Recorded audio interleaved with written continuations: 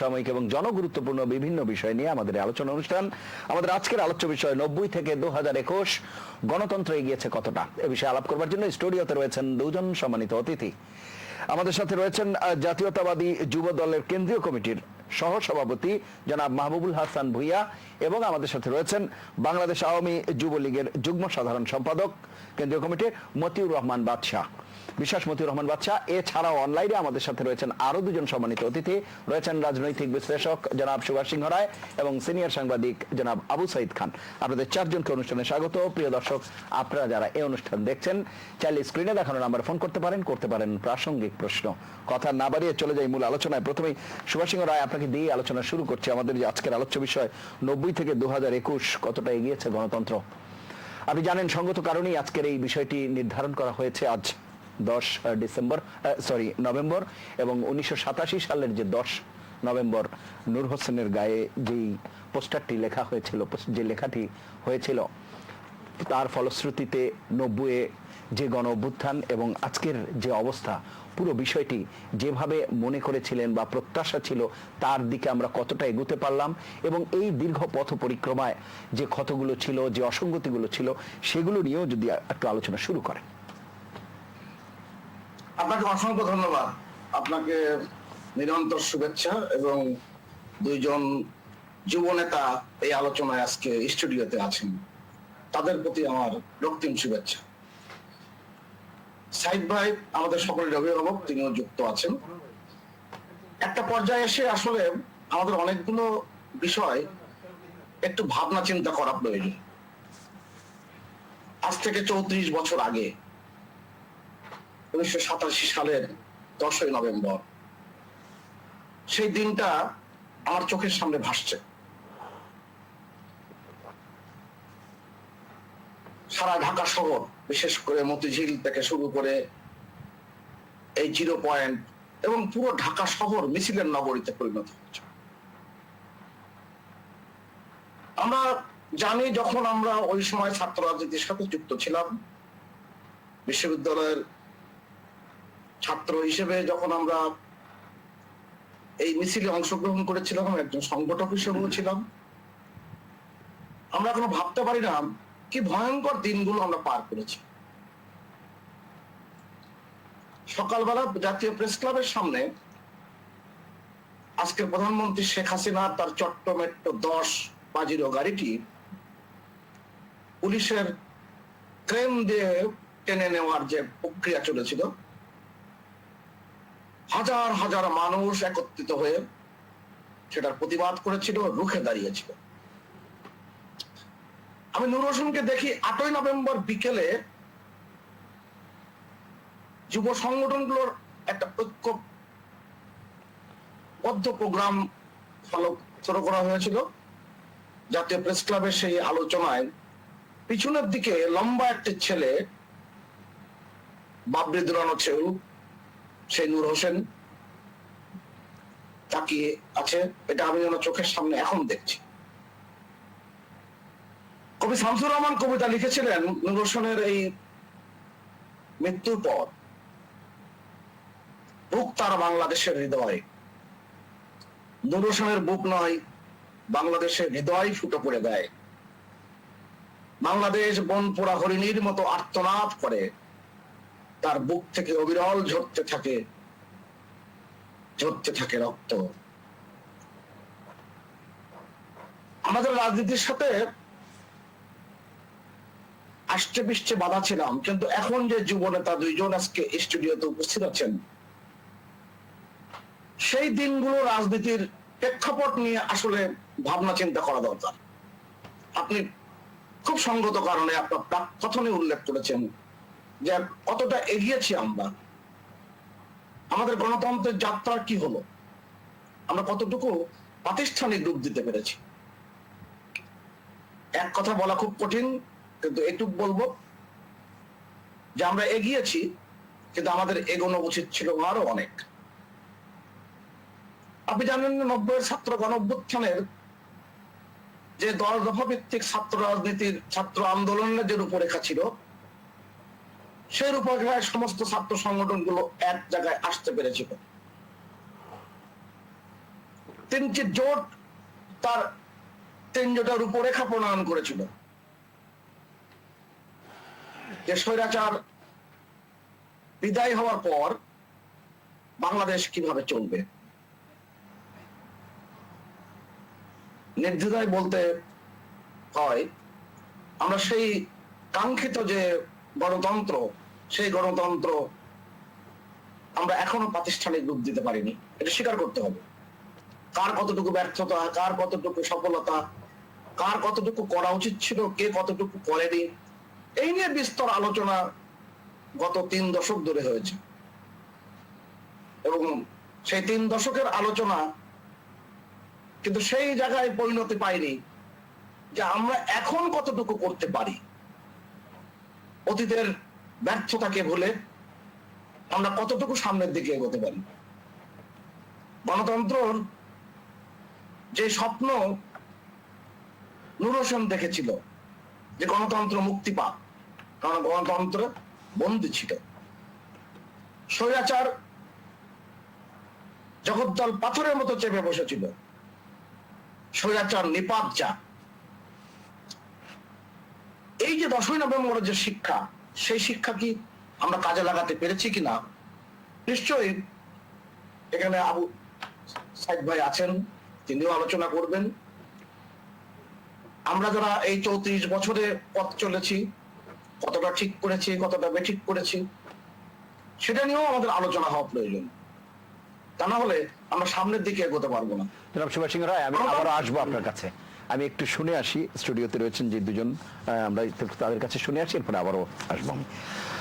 জনাব মাহবুল হাসান ভাইয়া পিঙ্কু, আপনি শুনছিলেন এই যে সুভাষ সিংহ রায়ের শেষ কথাটি দিয়েই যদি শুরু করে, যে গণতন্ত্রের যে প্রাতিষ্ঠানিক রূপ সেটা কতটা দিতে পারলাম, সেই হিসেব নিকেশ তো প্রয়োজন।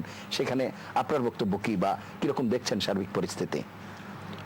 ধন্যবাদ মজলিস ভাই আপনাকে, ধন্যবাদ এটিএনের আজকে যারা কলাকুশলী আছেন সবাইকে, ধন্যবাদ জানাই যারা টেলিভিশন সেটের সামনে বসে আছেন দেশ বিদেশ, বিশেষ করে আমার ফরিদপুরের বিভিন্ন গ্রামগঞ্জের বিভিন্ন আজকে এই শীতের মৌসুম শুরুতে এই রাত্রে বিভিন্ন চায়ের দোকানে স্টলে বসে শুনছেন।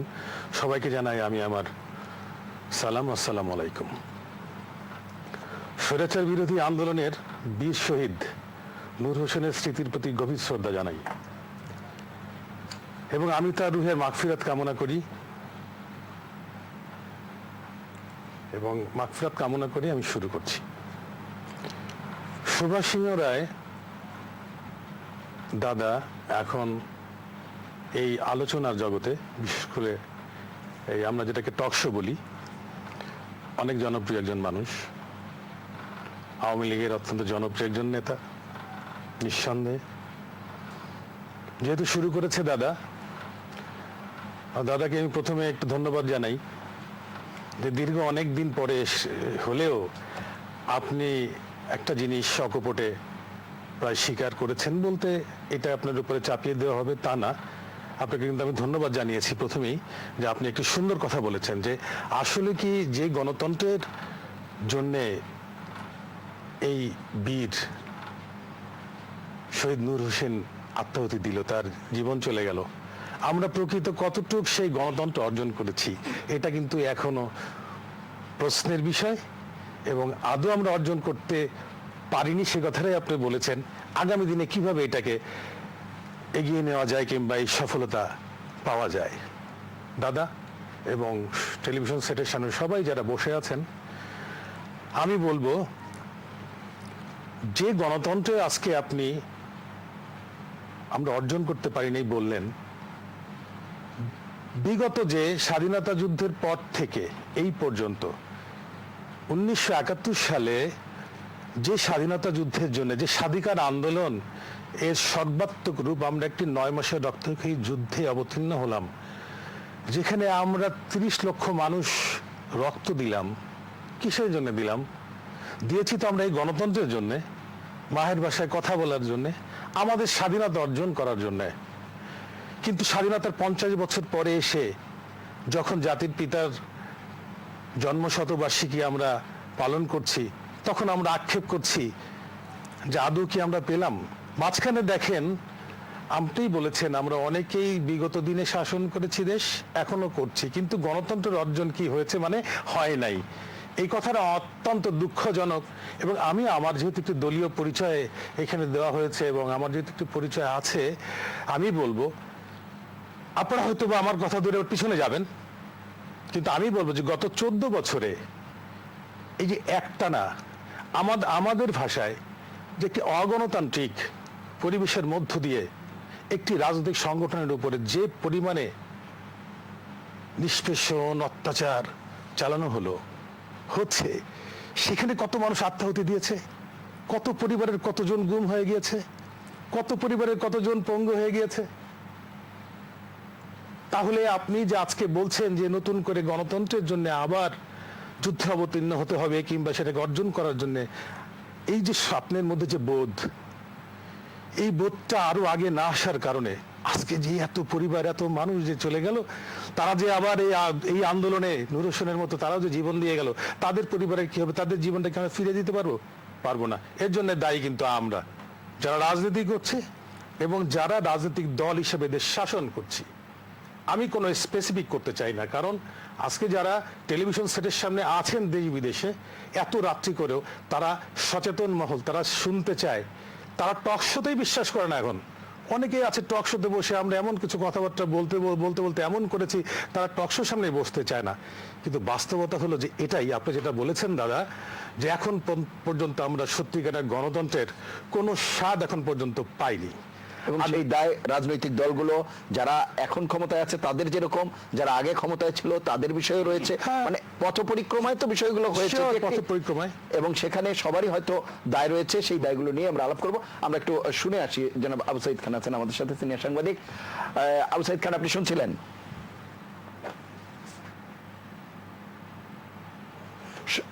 মিউট করা আছে সাইদ ভাই।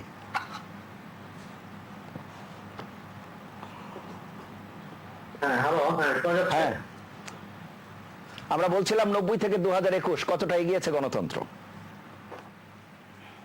শুরুতেই শহীদ নূর হোসেনের স্মৃতির প্রতি শ্রদ্ধা জানাই।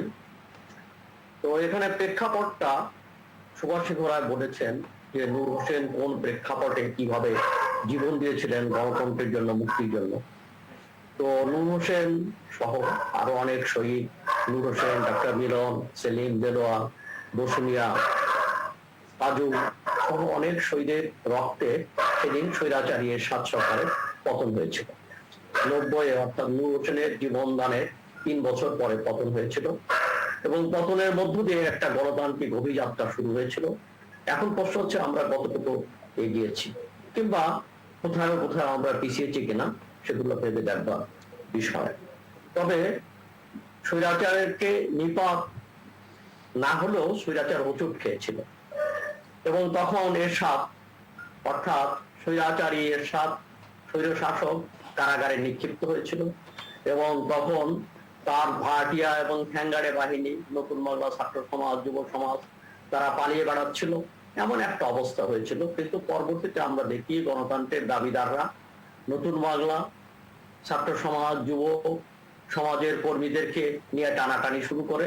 পরবর্তীতে এরশাদকে নিয়েও দুঃখজনক ভাবে টানাটানি শুরু হয় এবং সেই টানাটানির খেলায় শেষ পর্যন্ত বর্তমান ক্ষমতাসীন আওয়ামী লীগ দল জিতে যায় এবং জিতে যাওয়ার মধ্য দিয়ে এরশাদ ক্ষমতার অংশীদার হয়।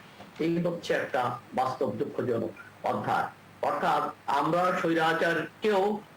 স্বৈরাচারী এরশাদকেও আমরা কাঠগড়ায় রাখতে পারিনি, তার বিচার করতে পারিনি এবং গণতন্ত্র মুক্তির পথ খুঁজে পাচ্ছে না। এবং গণতন্ত্রের নমুনাটা কি, আমি খুব দূরে যেতে চাই না।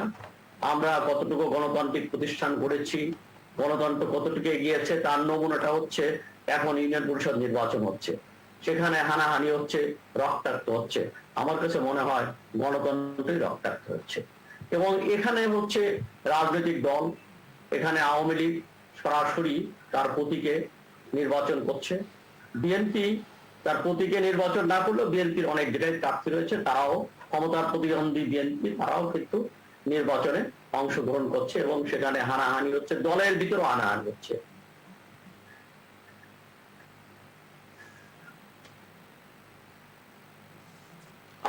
আওয়ামী লীগের সঙ্গে জনাব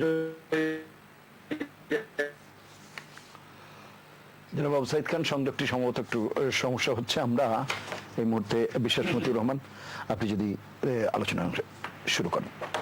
জি মজলিস ভাই, আপনাকে ধন্যবাদ। আপনার মাধ্যমে এটিএন বাংলার দর্শক শ্রোতা এবং আজকে যারা শ্রদ্ধেয় সহ আলোচক রয়েছেন, বিশেষ করে সিনিয়র সাংবাদিক সাইদ ভাই, বিশিষ্ট রাজনৈতিক বিশ্লেষক, সাবেক ছাত্রনেতা সুভাষ সিংহ রায়, সকলকে আমি শুভেচ্ছা জানাই।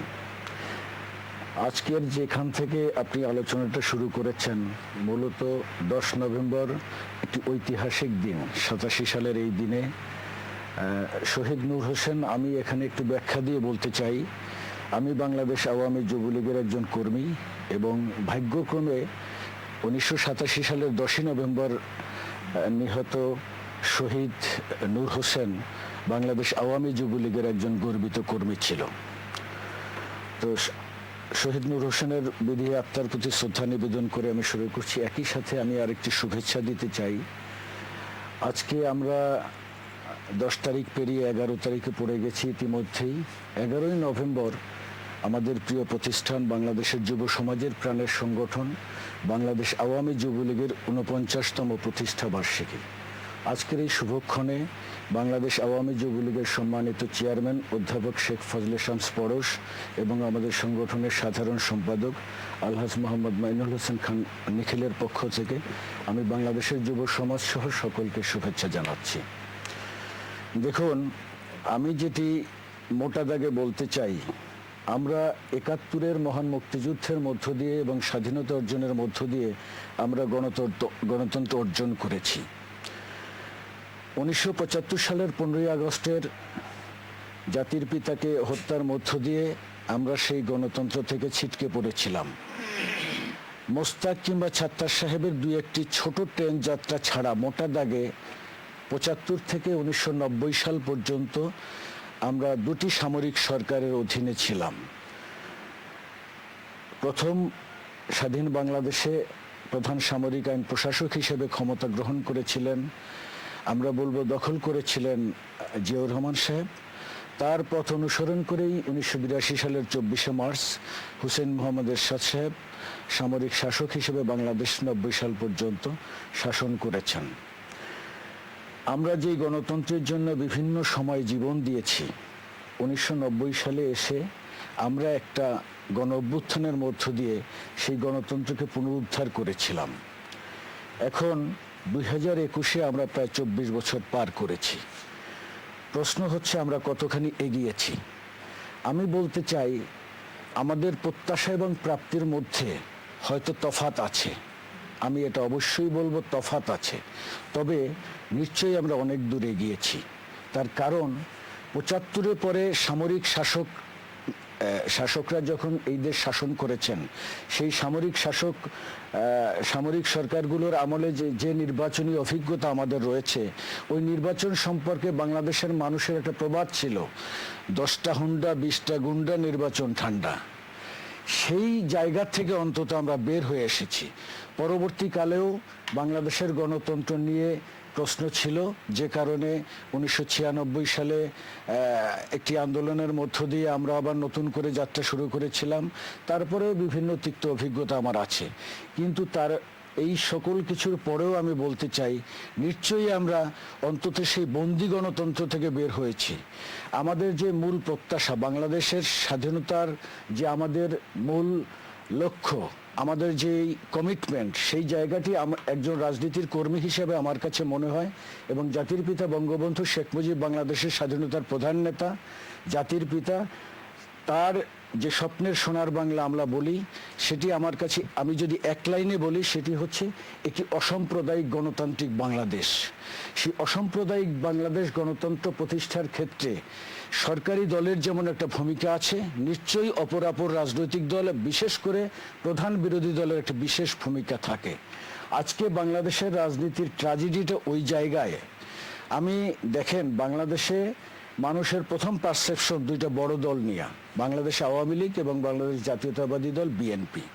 আমি যদি আপনাকে একটু ব্যাখ্যা দেই, আমরা যারা আওয়ামী লীগের রাজনীতির কর্মী, সমর্থন করি, আমাদের আদর্শ জাতির পিতা বঙ্গবন্ধু শেখ মুজিব, বর্তমানে আমাদের নেতা শেখ হাসিনা, মাননীয় প্রধানমন্ত্রী। আজকে জাতির পিতা বঙ্গবন্ধু শেখ মুজিবের এই আদর্শের জায়গায় আমাদের কোনো প্রশ্ন নাই, এবং আমাদের যে টিম লিডার আজকের প্রধানমন্ত্রী রাষ্ট্রনায়ক শেখ হাসিনা, তিনি অ্যালাইভ, এবং তার নেতৃত্বে আমাদের সকল কর্মকাণ্ড, এই জায়গায় আমাদের কোনো প্রশ্ন নেই, দ্বিধাদ্বন্দ্ব নেই। কিন্তু আপনি যদি পাশাপাশি দেখেন আমরা রাজনীতিতে কি কারণে পিছিয়ে যাচ্ছি, আপনি দেখেন আমাদের একটি জাতীয় নির্বাচনের অভিজ্ঞতা আছে যেখানে একটি বড় রাজনৈতিক দল বিএনপি অংশগ্রহণ করে নাই। সাইদ ভাই যেটি উল্লেখ করেছেন, বর্তমানে বাংলাদেশে ইউনিয়ন পরিষদ নির্বাচন চলছে, সেখানে বিএনপির মতো একটি রাজনৈতিক দল, যেখানে নির্বাচন কমিশনের নীতিমালা অনুযায়ী এখন রাজনৈতিক দলগুলো তাদের দলীয় প্রতীক নিয়ে নির্বাচনে প্রতিদ্বন্দ্বিতা করে, সেখানে বিএনপির মতো একটি দল স্বনামে এই নির্বাচনে নেই। তাহলে এই রাজনীতির সংস্কৃতি কিংবা রাজনীতির প্রাতিষ্ঠানিক রূপদান যেটা সুবেশদা শুরু করেছিলেন, আমি রিপিট করি, আমরা ৭১-এ গণতন্ত্র অর্জন করেছি, ৭৫-এ হারিয়েছিলাম, ৯০ সালে পুনরুদ্ধার করেছি। তারপরে আমাদের দায়িত্ব ছিল এটিকে প্রাতিষ্ঠানিক রূপ দেয়া। তো সেই ক্ষেত্রে একটি বড় রাজনৈতিক দল, যে আমাদের দেশের রাজনীতির গণতন্ত্রের সবচেয়ে বড় নমুনা হচ্ছে একটি নির্বাচন, সেখানে একটি জাতীয় নির্বাচনে অনুপস্থিত থাকে। বাংলাদেশে ৫,০০০ ইউনিয়ন পরিষদ, বাংলাদেশের সকল শ্রেণী পেশার এবং তৃণমূল পর্যায়ের মানুষ এই নির্বাচনটিতে অংশগ্রহণ করে, সেখানে বিএনপি এই নির্বাচনে অনুপস্থিত। তাইলে এই রাজনীতিকে প্রাতিষ্ঠানিক রূপ পরিপূর্ণভাবে আপনি কিভাবে দেখবেন? অসংখ্য ধন্যবাদ। এখানে একটি সংকট থেকেই যাবে। জি, আমি আবারও আসবার চেষ্টা করবো আপনার কাছে, একটা বিরতি নিয়ে আসি। প্রিয় দর্শক, নিটল টাটা এটিএন সংলাপে এ পর্যায়ে তখন সাথে থাকার জন্য ধন্যবাদ। জনাব বাবুল হাসান ভূঁইয়া পিঙ্কু, আপনি শুনছিলেন যে প্রসঙ্গটি আসলে এসেছে এখানে, তো রাত হলেই আজকে আমরা যখন কথা বলছি, মানে দিনের হিসাবে ধরলে আজকেই নির্বাচন, ইউনিয়ন পরিষদের নির্বাচন। তো বলা হচ্ছে যে নির্বাচন কেন্দ্রিক যেই কথাটি এসেছে, যে একটি বড় রাজনৈতিক দল তারা যখন নির্বাচনে অংশ নেবেন, আমরা যেই গণতন্ত্রের প্রাতিষ্ঠানিক রূপ দেওয়ার কথা বলছি, সেই জায়গায় একটা ঘাটতি থেকে যায় কিনা? হ্যাঁ, এই প্রশ্নের উত্তর তো দিব, তার আগে তো বাদশা ভাই যে কথাগুলি বলে গেলেন, একটা টক শো কিংবা একটা আলোচনার মধ্যে এই সমস্ত কথাবার্তা আসার প্রয়োজনীয়তা আছে। তো কিন্তু আমার একটা মানে প্রশ্ন আমার ভাইদের কাছে, যে তারা সবসময় মানে মন গড়া কথা, বিশেষ করে যেটা বললে অনিয়ার হলে তাদের নিজস্ব বড় বড় নেতার থেকে শুরু করে সবাই খুশি হবে, এইগুলি তারা আগে চোখ বন্ধ করে বলতে থাকে, কিন্তু কখনোই ভাবে না যে এই জিনিসটা আসলে আমি কতটুকু সঠিক বলছি। হয়তো বা ভাই আমার কথায় একটু কষ্ট পেতে পারেন। বাদশা ভাই যে কথাগুলি বললেন, বাদশা ভাইকে একবার চিন্তা করলেন যে গণতন্ত্রের জন্য 1971 সালে রক্ত দিলাম, যে গণতন্ত্রের জন্য আমরা আমাদের পূর্বপুরুষকে হারিয়েছি, 1971 সাল থেকে 1975 সালের পটভূমিটা টেনেছেন বাদশা ভাই। কিন্তু আপনি কি একবার কি আপনি খেয়াল করেছেন যে বাকশাল নামক একটা রাজনৈতিক আদর্শের সৃষ্টি হয়েছিল বাংলাদেশে? আমরা কি সেই আলোচনায় আজকে যাওয়ার? না, বলছি কেন যে শহীদ রাষ্ট্রপতি জিয়াউর রহমানকে টেনে এনে, উনি সামরিক শাসনের কথা বলেছে গণতন্ত্রের কথা, যেখানে এখানে নূর হোসেনের কথা এসেছে, গণতন্ত্রের কথা এসেছে, নূর হোসেন গণতান্ত্রিক আন্দোলনের এরশাদ এবং জিয়াউর রহমান সাহেব, কিন্তু জিয়াউর রহমান সাহেব যে কাজগুলি করেছেন তার মধ্যে একটা হলো যে বাকশাল মানে কোনো দল থাকবে না, কোনো পত্রপত্রিকা থাকবে না, নির্ধারিত কয়েকটা পত্রপত্রিকা থাকবে, পাশাপাশি এক দল থাকবে। সেই রাজনীতি যখন শুরু হয়েছিল কিংবা সেটার যখন ইমপ্লিমেন্ট হয়েছে, তারপরেই এই দেশে কিন্তু এই বাকশালের পেট ছিঁড়ে কিন্তু নতুন করে গণতন্ত্র কিন্তু এই জিয়াউর রহমানই কিন্তু বাংলাদেশকে উপহার দিয়েছিল। এবং আজকে হয়তো আপনি হয়তো একটা প্রেক্ষাপট আছে, তারও একটা যুক্তি আছে, হয়তো সেগুলো আবার দিতে হবে, তখন আলোচনাটা গণতন্ত্রের কথা বলতে গেলে পুনর্জন্মই দিয়েছে জিয়াউর রহমান। জি, 1975 সালে। আচ্ছা, আমরা এই আলোচনায় আসি। আজকের প্রেক্ষাপটে যে কথাটা, যে আপনার নির্বাচন, আপনার গণতন্ত্রের সাথে আপনার নির্বাচন বর্তমান নির্বাচন যাচ্ছে না। আপনি নিজেই বলেছেন যে বিএনপি একটি নির্বাচনে জাতীয় সংসদ নির্বাচনে অংশগ্রহণ করে নাই, কিন্তু এই আপনারাই কিন্তু বলেছিলেন, আপনাদের নেত্রী বলেছিল যে আমরা সংবিধানের প্রয়োজনে, সংবিধান রক্ষার জন্য আমরা একটি নির্বাচন সংগঠিত করব সময় মতো, কিন্তু পরবর্তীতে আমরা আবার আরেকটি নির্বাচন আবার দিবেন, এটা কি ওনারা বলেছেন? মধ্যবর্তী নির্বাচন, হ্যাঁ, অফ দ্য রেকর্ড, সারা জাতি জানে, আজকে আমার মন গড়া কোনো কথা না। সেই জায়গা থেকে কিন্তু আপনারা কিন্তু পিছিয়ে গিয়ে ওই নির্বাচন করে কিন্তু বেশ মজায় কিন্তু 5 বছর কাটিয়ে দিয়েছেন। তারপরে আসেন 1918 সালের নির্বাচন, সেখানে 2018 সালের নির্বাচন, সেটা কিন্তু ইতিমধ্যে সারা বিশ্বে খ্যাতি লাভ করেছে যে এটা রাতের ভোটের নির্বাচন। অর্থাৎ এদেশের মানুষ আজকে যারা টকশোর সামনে আছেন, আজকে যারা বাংলাদেশের মানুষ, তাদেরকে আপনারা কোনোভাবেই কিন্তু নিয়ন্ত্রণে আনতে পারছেন না। এটা কিন্তু আপনারা নিজেরাও বুঝেন। এই এত কিছু আপনারা দৃশ্যমান অনেক কিছুই আপনারা দেখাচ্ছেন যে আমরা কাজ করছি। বিএনপি 5 বছর আপনারা বলেন যে বিএনপি অত্যাচার করেছে কয় বছর? 5 বছর। আপনারা করছেন 14 বছর। 14 বছর আপনারা করেও কি মানুষের কি মন যে আপনারা পান নাই, সেটার কিন্তু আপনারা বুঝেন না, কিন্তু পান নাই কেন নির্বাচন অংশ না নেওয়া কি সমাধান কিনা? না, তাদের আপনি গণতন্ত্রকে, অর্থাৎ তাদের ভোটাধিকার আপনারা হরণ করেছেন। দিনের বেলা তারা ভোট দিবে, আগের রাত্রে আপনারা ভোট দিয়ে আপনারা বাক্স ভরে আপনারা একটা নতুন সরকার গঠন করেছেন। এই যে যন্ত্রণা, এই যন্ত্রণা থেকে তারা বের হয়ে আসতে পারছে না বিধায়ী আজকে কিন্তু আপনারা কোনো নির্বাচনেই কিন্তু আজকে ভোট দিতে যাচ্ছে না। দেখেন, আপনি বললেন যে বিএনপিকে বর্ণচোরা বলেছেন, অর্থাৎ বিএনপি দল হিসেবে নির্বাচন করছেন, অথচ বিএনপির লোকজন নাকি নির্বাচন করছে। না, উনি বলেননি সেই কথা।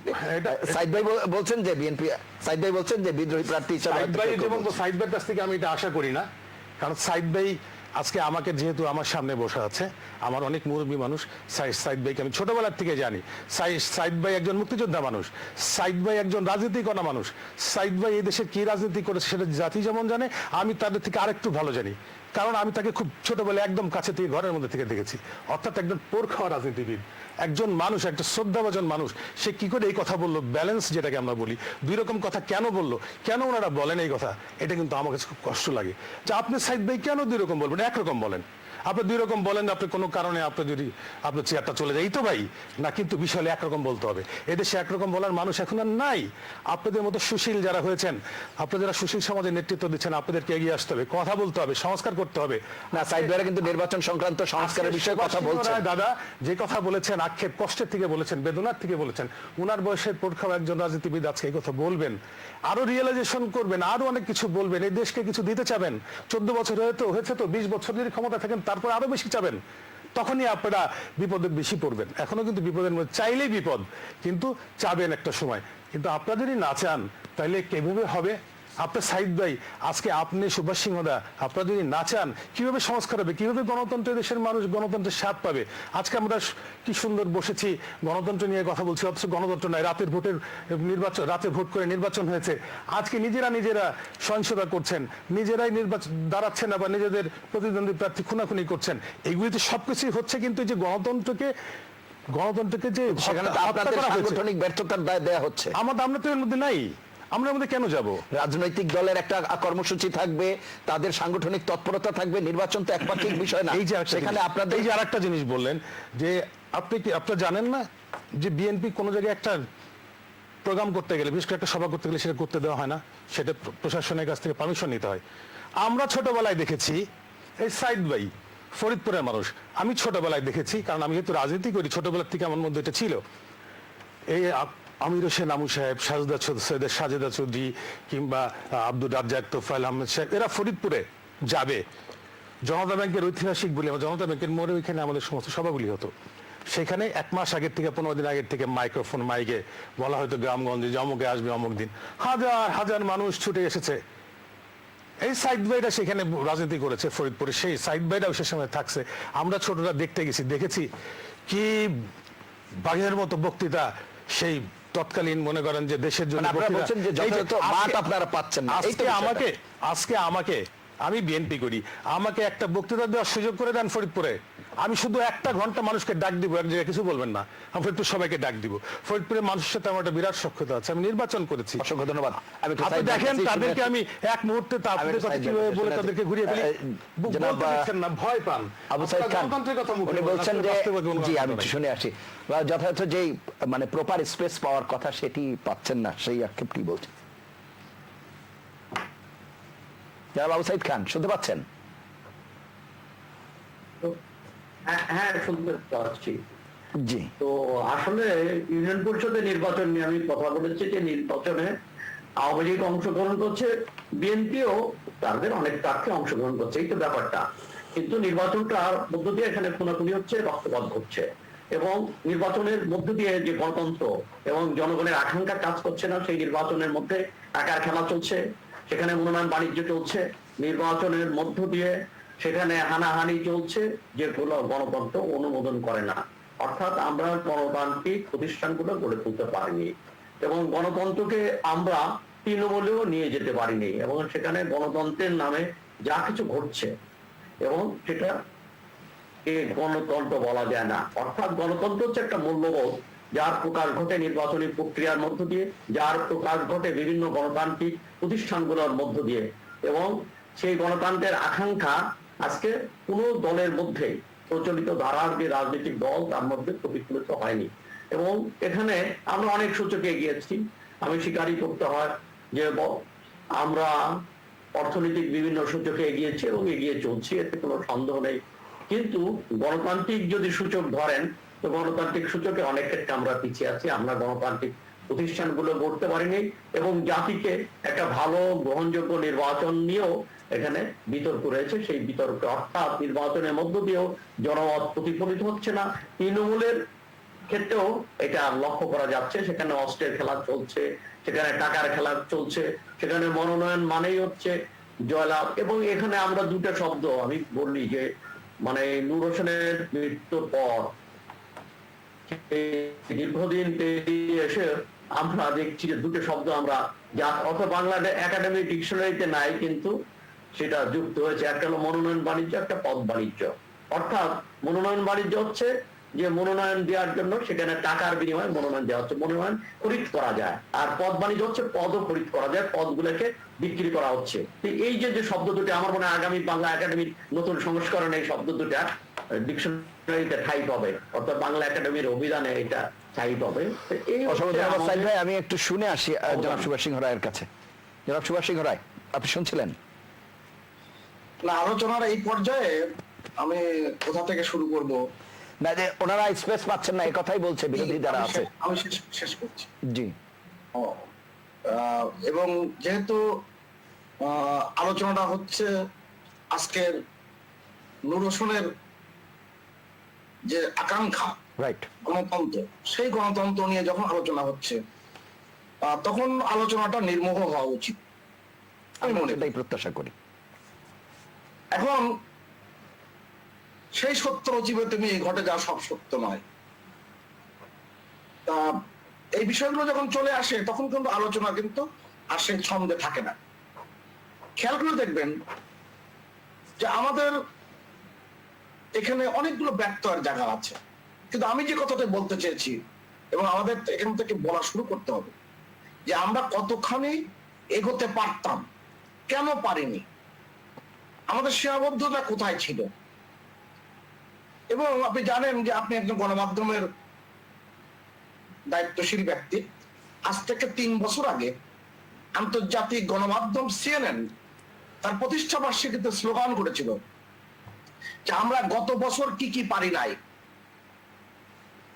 মানে আমরা কি করতে পারতাম, আমরা কি পারি নাই। এখন তখনই আসবে যে আমরা কতটুকু আগামীতে করব, সেই প্রতিজ্ঞার জায়গায় তৈরি করা কিংবা নিজেকে তৈরি করা। বঙ্গবন্ধু শেখ মুজিবুর রহমান তার 36 বছরের রাজনৈতিক জীবন, সেই রাজনৈতিক জীবনের তিনি কখনো কখনো একটি অসত্য তথ্য দেন নাই, এবং তার এটা করতে হয় না, কেন তিনি এভাবেই কিন্তু জীবনটা গড়ে তুলেছেন।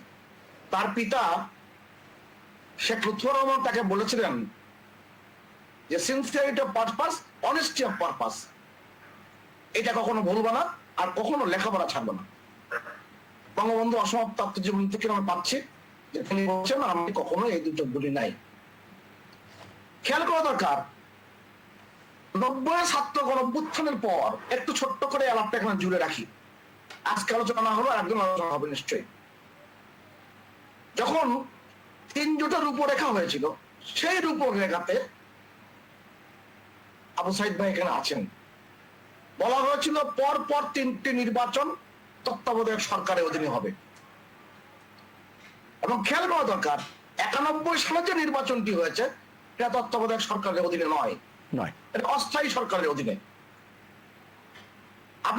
আপনি গণতান্ত্রিক কাঠামো করতে গেলে আপনাকে কিন্তু সেখানে নিজেকে প্রতিষ্ঠা করতে হবে এবং নিজেকে নিজের জন্য জনগণের জন্য উৎসর্গ করতে হবে। খেয়াল করে দেখুন, যেই বিচারপতি শাহাবুদ্দিন আহমদের অধীনে অস্থায়ী সরকারের অধীনে আওয়ামী লীগ ক্ষমতায় আসতে পারেনি, যদিও মোট ভোটের সংখ্যায় আওয়ামী লীগ অনেক বেশি ভোট পেয়েছিল বিএনপির চেয়ে, আনুপাতিক ভোটেও বেশি ভোট পেয়েছিল, এটা খেয়াল করা দরকার। তারপরে 96 সালে যখন 21 বছর পরে আওয়ামী লীগ যখন সরকার পরিচালনার দায়িত্বে পেল, তখন কিন্তু রাষ্ট্রপতি বানিয়েছিল কিন্তু বিচারপতি শাহাবুদ্দিন আহমেদকে। খেয়াল করা দরকার, আপনি মনে রাখবেন যে এই যে তার যে রাজনীতিতে আওয়ামী লীগের যে কন্ট্রিবিউশনটা, এটাকে আবার স্বীকার করতে হবে যে একজন দল নিরপেক্ষ ব্যক্তি এবং যার অধীনে আওয়ামী লীগ পরাজিত হয়েছে, সেই বিচারপতি শাহাবুদ্দিন আহমেদকেই রাষ্ট্রপতি বানিয়েছিল। অতএব এই যে গণতন্ত্রের জন্য যে উদারতা, এইটাকে আপনি কিন্তু ছোট করে দেখবেন না। আর 14 বছর 12 বছর নিয়ে দ্বন্দ্ব যাই করি না কেন, এখন যুবনেতা তিনি বলতেই পারেন যে ইয়াজউদ্দিন, মঈনুদ্দিন, ফখরুদ্দিনদের সরকারের কার্যকলাপ আর এই 12 বছরের কার্যকলাপ ক্যালিব্রেট করে গেছে। অর্থাৎ সেই অর্থে বিএনপি যদি বলে 14 বছর, ব্যাপারটা কিন্তু গোলমেলে ঠেকবে কারণে ইয়াজউদ্দিন, মঈনুদ্দিন, ফখরুদ্দিন সরকার প্রথমে দায়িত্ব ক্ষমতায় এসেই প্রথমেই 16 জুলাই শেখ হাসিনাকে গ্রেপ্তার করে। অথচ নিয়ম অনুযায়ী যদি আপনি হিসেব করে দেখেন, ইমিডিয়েট পাস্ট প্রাইম মিনিস্টারকে গ্রেপ্তার করা উচিত, যদি হিসেব করে দেখেন। কারণ আমি কোনো গ্রেপ্তারের পক্ষে না, কারণ এই গ্রেপ্তারটা হচ্ছে রাজনীতিকে ধ্বংস করবার জন্য। তার 54-59 দিন পরে শেখ হাসিনাকে খালেদাকে গ্রেপ্তার করা হয়। অর্থাৎ রাজনীতির অনেকগুলো বাঁক এসেছে, এই বাঁকগুলোতে রাজনীতিতে রাজনীতিবিদদের কার কার ব্যর্থতা সেটা নিয়ে ইতিহাস নিশ্চয়ই বিচার করবে। ইতিহাসের কাঠ করায় আমি শেষ করছি, ইতিহাসের কাঠ করায় কিন্তু সবাইকে দাঁড়াতে হবে। আজকের এই যে বাস্তবতা, গণতান্ত্রিক যে মূল্যবোধের যে জায়গাটি, একের প্রতি একের যে সম্মানবোধের জায়গাটি, সেই সম্মানবোধের জায়গাকে আমরা বঙ্গবন্ধুর কাছ থেকে শিখি নাই বলে আজকে নানান রকম ব্যত্যয় তৈরি হচ্ছে। খেয়াল করে দেখবেন, ইকবাল হাসান মাহমুদ টুকুর 2 সন্তান যখন এই ইয়াজউদ্দিন, মঈনুদ্দিন, ফখরুদ্দিন সরকারের সময় গভীর রাত্রে গ্রেপ্তার করে যখন নিয়ে যায়, তার পরের দিন সকালবেলায় আজকের প্রধানমন্ত্রী শেখ হাসিনা তিনি ল্যাব এইডে গিয়েছিলেন অসুস্থ কণ্ঠশিল্পী সাবিনা ইয়াসমিনকে দেখতে, এবং সেখানে সাংবাদিকদের সাথে মত বিনিময়ের সময় তিনি বলেছিলেন দেশটা কি মগের মূল্য পেয়েছে। ইকবাল হাসান মাহমুদ টুকু অন্য দল করে, সেটা অন্য আলোচনা, কিন্তু তার নাবালকদের সন্তানকে গভীর রাত্রে নিয়ে আসবে, অত্যাচার করবে, আমি এটা মানতে পারি না, আমি মানবো না। অসংখ্য ধন্যবাদ।